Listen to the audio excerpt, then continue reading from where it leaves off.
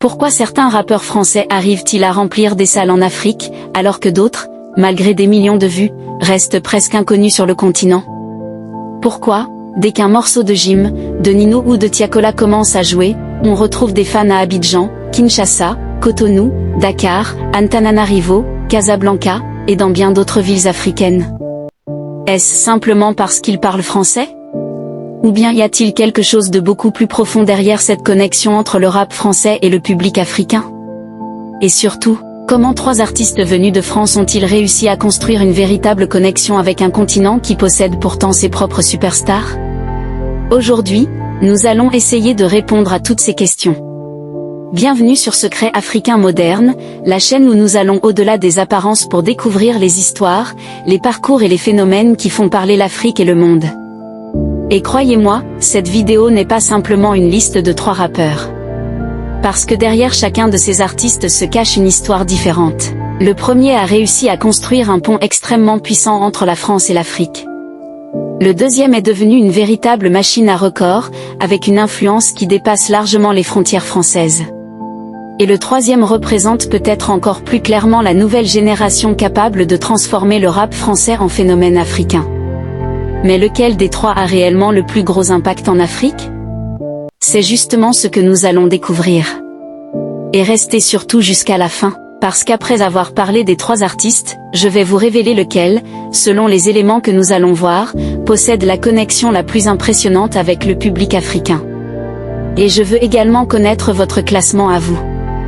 Est-ce que vous mettrez Jim en première position? Nino? Ou Tiakola? Vous pourrez me donner votre top 3 dans les commentaires. Et si vous êtes fan de musique française ou africaine, faites déjà une chose, laissez un like, abonnez-vous à Secrets Africains Modernes, et surtout, restez avec nous, parce que le premier nom de cette liste n'est pas là par hasard. Et quand vous allez comprendre pourquoi son histoire avec l'Afrique est aussi particulière, vous allez peut-être regarder sa carrière avec un tout autre regard. Alors, qui sont réellement ces 3 rappeurs français qui cartonnent en Afrique? Commençons par celui dont le lien avec le continent est probablement le plus évident.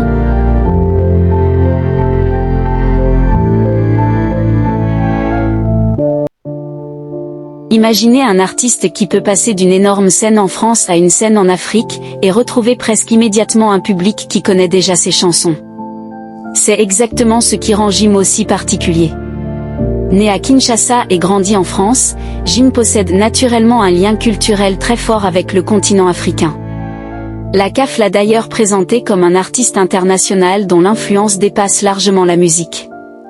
Mais ce n'est pas uniquement son origine qui explique son succès, c'est surtout sa capacité à créer des morceaux qui traversent les générations et les frontières. Et son parcours récent le confirme encore. En 2025, Jim a connu une année énorme. Ses titres ont dominé les écoutes, il a rempli 5 concerts à Paris La Défense Arena, réunissant environ 200 000 spectateurs, et sa tournée l'a également conduit dans plusieurs pays africains. Mais voilà la vraie question, pourquoi l'Afrique répond elle aussi fortement à Jim? Parce que Jim ne donne pas au public africain l'impression d'être simplement un public extérieur. Il existe une proximité culturelle, musicale et émotionnelle. Et cela explique pourquoi son nom reste aussi puissant dans plusieurs pays francophones. En 2026, cette dynamique continue encore, son Carpe Diem Tour se poursuit avec de nouvelles dates, et son site officiel annonce notamment des concerts en France et de nouvelles étapes internationales. Alors oui, Jim a déjà une carrière immense. Mais la question devient, peut-on vraiment parler de domination africaine sans parler de Nino? Parce que le deuxième artiste de cette liste possède une particularité impressionnante, il n'a peut-être pas besoin de beaucoup parler pour faire énormément de bruit.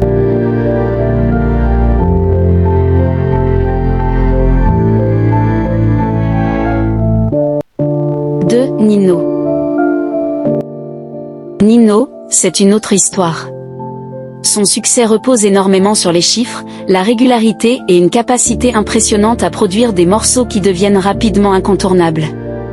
Et lorsqu'on parle de rap français, difficile d'ignorer son poids. Nino a même marqué l'histoire en devenant le premier artiste rap francophone à remplir 2 fois de suite le Stade de France, en mai 2025. Mais ce qui nous intéresse ici, c'est l'Afrique. Et là encore, les indicateurs sont intéressants. Spotify avait placé Nino parmi les artistes francophones les plus écoutés en Afrique du Sud, au Moyen-Orient et au Maghreb, aux côtés notamment de Jim, Dadju et Gazon. Pourquoi ? Parce que son rap possède une identité qui peut être comprise et appréciée même lorsqu'on ne suit pas toute sa carrière. Une production efficace. Des refrains mémorables. Une image forte. Et surtout, une quantité impressionnante de morceaux qui circulent. Nino est devenu l'un de ces artistes dont le nom dépasse largement le simple cadre du rap français. Et son parcours montre quelque chose d'important. Pour conquérir un public international, il ne suffit pas d'avoir un tube. Il faut réussir à rester présent. Encore. Et encore.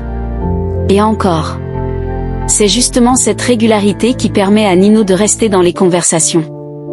Mais alors, si Jim possède une connexion culturelle très forte avec l'Afrique et que Nino possède une puissance énorme dans le rap, que peut apporter Tiakola ? Eh bien, c'est là que les choses deviennent particulièrement intéressantes. Parce que Tiakola représente une génération différente. Et son histoire avec le public africain montre quelque chose que beaucoup d'artistes cherchent encore à comprendre.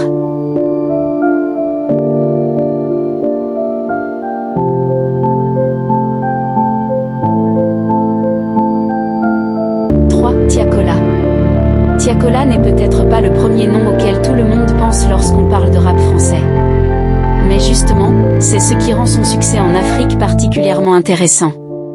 En juin 2025, Tiakola s'est produit à Antananarivo, à Madagascar, devant environ 4800 personnes au Palais des Sports de Mahamazina. RFI expliquait alors que son concert participait à une dynamique plus large où les artistes francophones renforcent leur présence sur les scènes africaines. Et cela nous montre quelque chose d'essentiel. Le public africain ne cherche pas uniquement les artistes les plus anciens ou les plus connus. Il est aussi prêt à adopter une nouvelle génération. Tiakola possède justement cette capacité à mélanger rap, mélodie, R&B et sonorités accessibles. Et cette formule fonctionne. Elle fonctionne en France. Mais elle peut également fonctionner à Dakar, Abidjan, Kinshasa, Antananarivo ou ailleurs. C'est peut-être même l'un des grands changements de la musique francophone. Les frontières entre musique française et musique africaine deviennent de moins en moins importantes. Les artistes circulent, les styles circulent, les collaborations circulent. Et surtout, les publics se mélangent. C'est pour cela que le phénomène Tiakola mérite d'être surveillé. Parce que si Jim représente une génération déjà installée et que Nino représente la puissance du rap et des records, Tiakola peut représenter la nouvelle vague.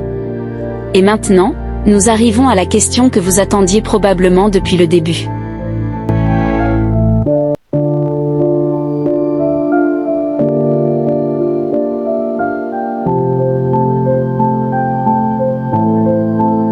Si vous êtes encore là, franchement, merci. Parce qu'en 10 minutes, nous avons découvert 3 artistes très différents, mais réunis par une même chose, leur capacité à toucher le public africain. Jim avec son histoire, sa culture et son immense présence internationale. Nino avec ses records, sa régularité et son poids dans le rap francophone. Et Tiakola avec cette nouvelle génération qui montre que le public africain est prêt à accueillir de nouveaux sons et de nouvelles générations d'artistes. Mais maintenant, c'est votre tour. Qui mérite la première place ? Gims ? Nino ? Tiakola ? Ou bien pensez-vous qu'un autre rappeur français mérite d'être dans ce classement ? Écrivez votre top 3 dans les commentaires. Et surtout, ne faites pas simplement écrire un nom. Dites-nous pourquoi. Parce que le meilleur commentaire pourra devenir le point de départ d'une prochaine vidéo. Si vous avez aimé cette histoire, likez, partagez cette vidéo à quelqu'un qui aime le rap français et africain, et surtout abonnez-vous à Secret Africain Moderne. Parce qu'ici, nous ne nous contentons pas de vous donner des noms, nous cherchons à comprendre pourquoi certaines stars réussissent à conquérir les frontières. Et retenez bien ceci, la prochaine fois que vous entendrez Jim, Nino ou Tiakola, demandez-vous simplement, est-ce que leur véritable public est en France, ou est-il déjà devenu africain ? À très bientôt pour une nouvelle histoire sur Secret Africain Moderne.